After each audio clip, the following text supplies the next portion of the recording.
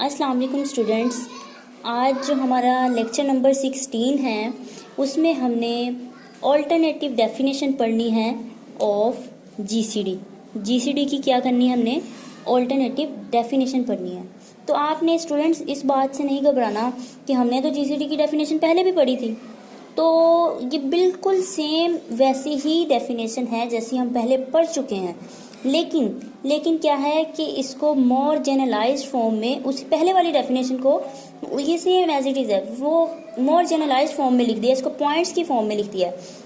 तो हम देखते हैं कि ऑल्टरनेटिव जीसीडी की डेफिनेशन क्या है। A positive integer d is called GCD of a and b if, ठीक है। अब पॉजिटिव इंटीजर जो हमारे पास डी एक पॉजिटिव इंटीजर है, वो जीसीडी कहलाएगा ए और बी का। कब कहलाएगा? जब वो ये तीन कंडीशन सेटिस्फाई करे। अब वो ये तीन कंडीशंस क्या हैं? पहली है डी जो है हमारे पास, डी क्या होना चाहिए? पॉजिटिव होना चाहिए।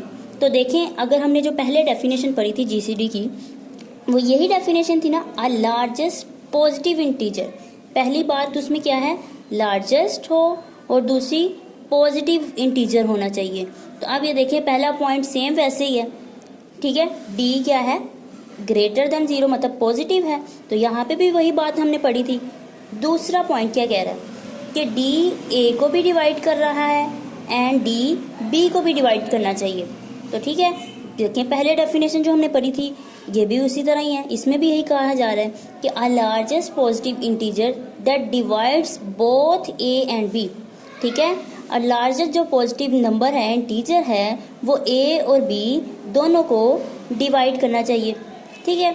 अब आते हैं तीसरे पॉइंट की तरफ। तीसरे पॉइंट में ये कहा जा रहा है कि इफ सम अदर इंटीजर ई, ठीक है। अब कोई दूसरा इंटीजर आ गया है हमारे पास, कोई सा आ गया इंटीजर ई। अगर वो ई ए को भी डिवाइड कर रहा है, कोई अदर इंटीजर आ जाए, ठीक है, और वो ई बी को भी डिवाइड कर रहा है, तो देन जो ई होगा, ये हमारे पास जो अदर इंटीजर आया था, वो डी को भी डिवाइड करेगा। अब कैसे? अब इस बात की मैं आपको एग्जांपल देती हूँ, फिर उससे क्लियर हो जाएगा आप लोगों को कि हम यहाँ पे लिख लेते हैं, हमारे पास 12 के डिवाइज़र लिख लेते हैं हम। ये हमारे पास 12 है, इसके हमने अगर डिवाइज़र लिख लिए, 12 के डिवाइज़र क्या होंगे? 1 2 3 हो गया, 4 6 और 12 खुद, ये हो गया हमारे पास 12 के डिवाइज़र। एक और नंबर हम लेते हैं 8, ठीक है। तो उसके 8 के डिवाइज़र क्या होंगे? 1 2 4 और 8 खुद। अब अगर इनमें से कॉमन देखा जाए, इन दोनों के जो कॉमन डिवाइज़र हैं, इन दोनों के कॉमन डिवाइज़र होंगे हमारे पास 1 भी आ जाएगा, 2 भी आ जाएगा, 4 भी आ जाएगा। तो अगर इनके जीसीडी की बात की जाए, 12 और 8 है, जो 12 और 8 के जीसीडी की बात की जाए, तो हमारे पास जीसीडी क्या होता है? Largest positive integer. तो इसका मतलब जीसीडी हमारे पास क्या होगा? 4 होगा, ठीक है।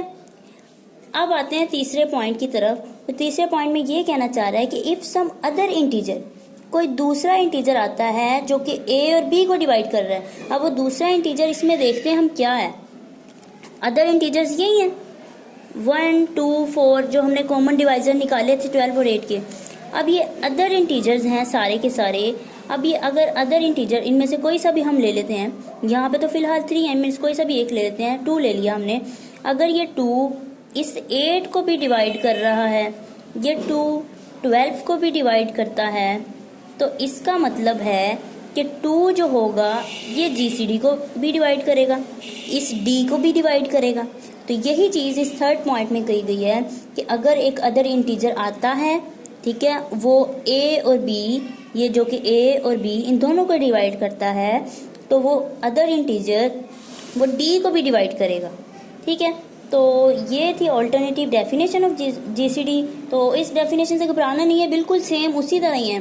तो ये इसलिए है ताकि नेक्स्ट जो आने वाले थ्योरम्स हैं हमारे, उनको करने में आप लोगों को आसानी होगी। तो ये मोर जनरलाइज फॉर्म में है, पॉइंट्स की फॉर्म में है, तो ये बिल्कुल इजी डेफिनेशन है। तो ये था आज का हमारा टॉपिक। अब मिलते हैं इंशाल्लाह नेक्स्ट वीडियो के साथ।